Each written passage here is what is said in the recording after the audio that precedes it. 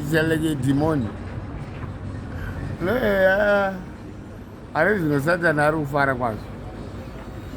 Vanhu vangu vari kupera kufara. Vanhu vaMwari. Asi chamakakanganisa imi vanhu ndekuvharisa machechi. Chechi haivharwi kana mazogara. Kana muchinge mazogara hakuna chirwere chinovharisa chechi.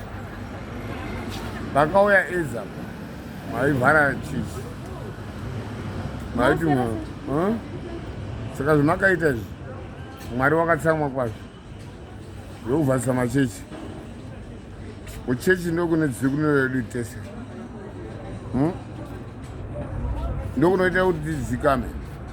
Zvamakaita izvi chipopai hazviperi. Imba yaMwari haivharwi kana mazogara imeni.